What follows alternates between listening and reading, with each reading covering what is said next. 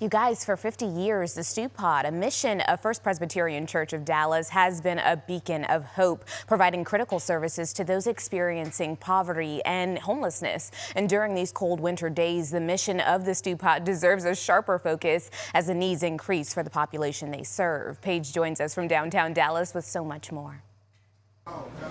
These cold winter temperatures have certainly posed concerns and been a major inconvenience for many of us. But for those neighbors who are experiencing homelessness, these cold temperatures can truly be life-threatening and devastating. Good news, there's wonderful resources in North Texas designed to help individuals stay warm and safe, and also help have resources so that they can redefine their lives.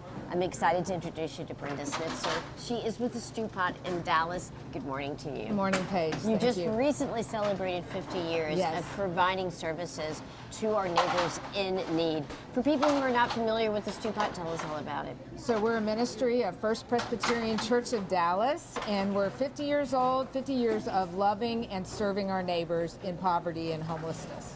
Well, it's wonderful to know that you are here because these cold temperatures, as I said, they can really have a dramatic impact. Tell me about the realities of how this cold snap impacts these individuals and also those who are trying to provide help. Well, all across Dallas, as we know, everyone's frozen in, and that affects our neighbors that are in shelter already, like here at the Bridge Homeless Recovery Center.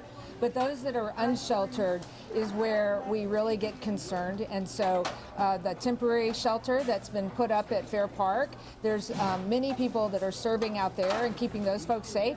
But one of the things the Stewpot does is help go get folks out of the cold by transporting them over to shelter.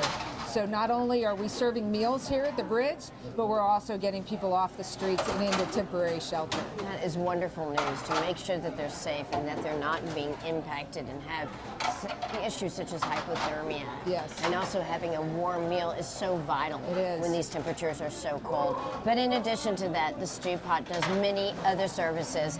Tell us a little bit about the other services that you offer. So over at our main campus, we do housing, we do a food pantry, so we don't just cook meals, but we also have groceries. A lot of people come there, about 300 households a day. We are serving Monday through Friday with food from like a grocery store setting. We also have enrichment programs, our art and writing program I'll tell you about in just a second. And also we have a children, youth, and family program for 1st through 12th graders that help families that are housed get their children to do well in school and go on to higher education. Well, speaking of art, you have a book here that really showcases some of the art that is available, that these people can come and express themselves using these types of artistic expressions and different ways that they can really kind of communicate how they're feeling and also be able to utilize these skills so that they can once again be prepared to go out into the world and change their destiny. Yeah, so our art studio is over on our main campus, and we have an art show around town all of the time, but one coming up for Soups On. And so for our 50th, we did a book that our writers, with our writers workshop, they write for the Dallas Morning News, for Street Zine, our street paper, and lots of other papers.